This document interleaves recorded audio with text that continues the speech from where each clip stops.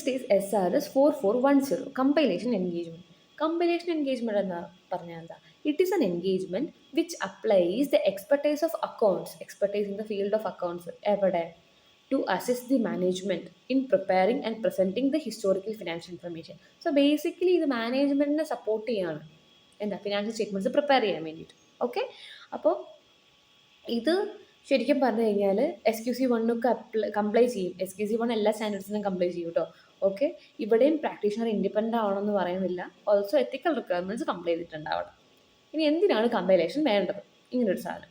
First one, നമുക്ക് mandatory ആയിട്ടുള്ള financial reporting purpose ഉണ്ട്. അത് സെർവ് ചെയ്യാൻ നമുക്കൊരു പ്രൊഫഷണലിൻ്റെ ഹെൽപ്പ് എടുക്കാം. Yes, that is for the first one to comply with the mandatory financial reporting purposes. Second, mandatory അല്ലാത്ത ഫിനാൻഷ്യൽ റിപ്പോർട്ടിംഗ് പർപ്പസസും ഉണ്ട്. അതിന് നമുക്ക് എടുക്കാം. ആർക്ക്? If the management of TCWG അവർക്കൊരു പ്രോപ്പർ വേയിൽ വേണം എന്നാണ് അവർ പറയുന്നത്. സോ ഇൻറ്റേർണൽ യൂസിന് എടുക്കാം.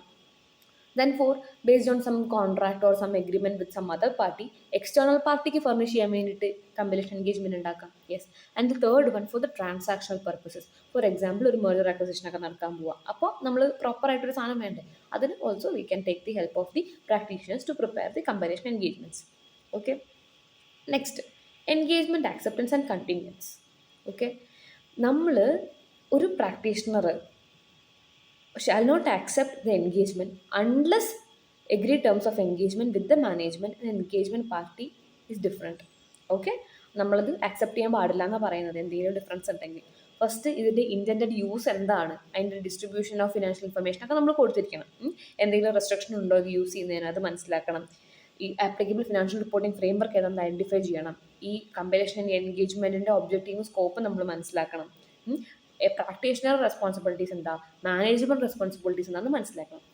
മാനേജ്മെൻറ്റ് റെസ്പോൺസിബിലിറ്റീസ് പറയുന്ന സമയത്ത് നമുക്ക് മാനേജ്മെൻ്റ് ആണ് ഇതിന് അക്സെപ്റ്റബിൾ ഫിനാൻഷ്യൽ റിപ്പോർട്ടിംഗ് ഫ്രെയിംവർക്ക് പ്രകാരം ഈ ഫിനാൻഷ്യൽ ഇൻഫർമേഷൻ പ്രസൻറ്റ് ചെയ്യാനായിട്ട് അവരാണ് ഇതിൻ്റെ മേജർ റെസ്പോൺസിബിലിറ്റി. അവർ തന്നെയാണ് ഇതിൻ്റെ അൾട്ടിമേറ്റ് റെസ്പോൺസിബിലിറ്റി.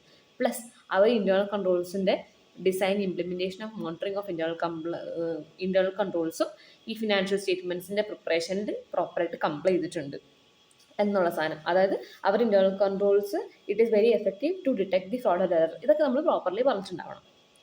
യെസ്.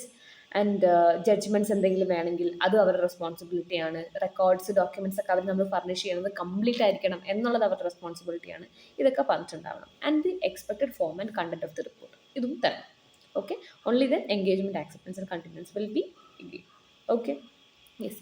ഇത് വേണമെങ്കിൽ ഒരു എൻഗേജ്മെൻറ്റ് ലെറ്റർ ആയിട്ടോ അല്ലെങ്കിൽ എന്തെങ്കിലും റിട്ടേൺ ഡോക്യുമെൻറ്റ്സ് ആയിട്ടോ എന്ത് വേണമെങ്കിലും അയക്കാം. Okay, now we are performing the engagement. Okay, before the performing നമുക്കൊരു അണ്ടർസ്റ്റാൻഡിങ് വേണം. ആരെ പറ്റി, ആ ബിസിനസ്സിനെ പറ്റി, അതിൻ്റെ ഓപ്പറേഷൻസിനെ പറ്റി, including the accounting system and records. Because അത് റിലൈ ചെയ്തിട്ടല്ലേ നമ്മളൊരു ഇത് കൊടുക്കുന്നത്. യെസ്. സോ നമുക്ക് ആ ബേസിക്കലി ഒരു റിലയബിലിറ്റി ഫീൽ ചെയ്യുകയാണെങ്കിൽ അവരെ പറ്റി ഒരു ധാരണ വേണം. And applicable financial reporting framework എന്താണെന്ന് മനസ്സിലായിട്ടുണ്ടാവും. ഓക്കെ, ആൻഡ് എന്നിട്ട് നമ്മൾ കമ്പൈൽ ചെയ്യുക, ഫിനാൻഷ്യൽ ഇൻഫർമേഷൻസ് കമ്പൈൽ ചെയ്യുക. എന്ത് വെച്ചിട്ട്? Using the records, documents, explanation that is given by those person including the significant judgements. Okay, എന്നിട്ട് മാനേജ്മെൻറ്റ് അടുത്തോ TCWGയുടെ അടുത്തൊക്കെ നമ്മൾ ഈ സിഗ്നിഫിക്കൻ്റ് ആയിട്ട് ജഡ്ജ്മെൻറ്റ്സിനെ പറ്റിയൊക്കെ ഒന്ന് ഡിസ്കസ് ചെയ്യാം.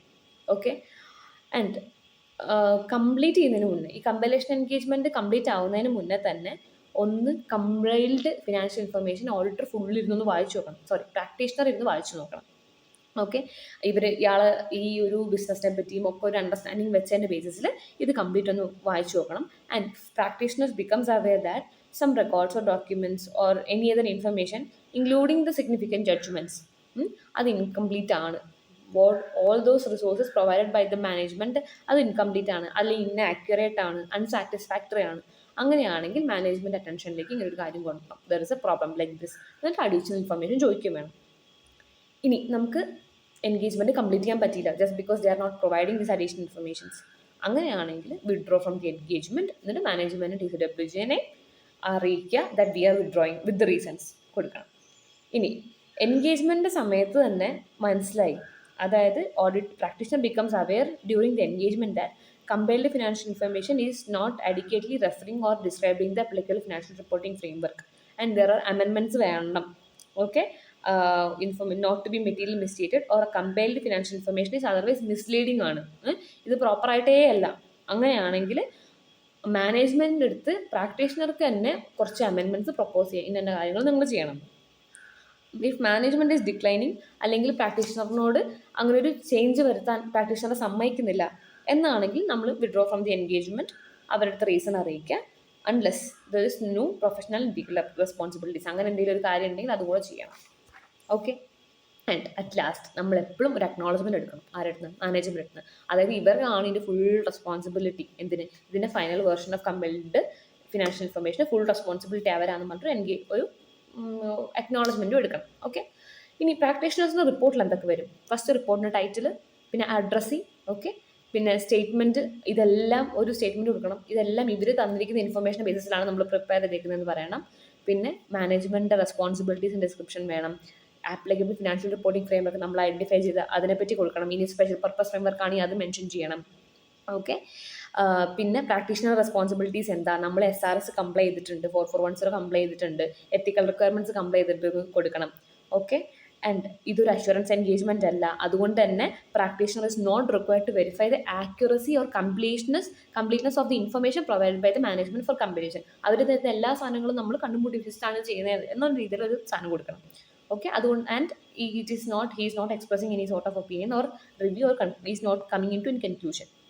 ഇനി special purpose financial reporting framework വെച്ചിട്ടാണ് പ്രിപ്പയർ ചെയ്തിരിക്കുന്നതെങ്കിൽ അതിൻ്റെ പർപ്പസ് എന്തുകൊണ്ടാണ് സ്പെഷ്യൽ പർപ്പസിലേക്ക് പോയെന്നും, അതുപോലെ തന്നെ ഇത് എല്ലാവർക്കും ഒരേപോലെ യൂസ് ചെയ്യാൻ പറ്റില്ല, റെസ്ട്രിക്ഷൻ ക്ലോസ് ഉണ്ടല്ലോ നമുക്ക് 800-ൽ, അതാണ് നമ്മളിവിടെ കൊണ്ടുവരുന്നത്. ഒരു ഡേറ്റ്, സൈന്, പ്ലേസ്.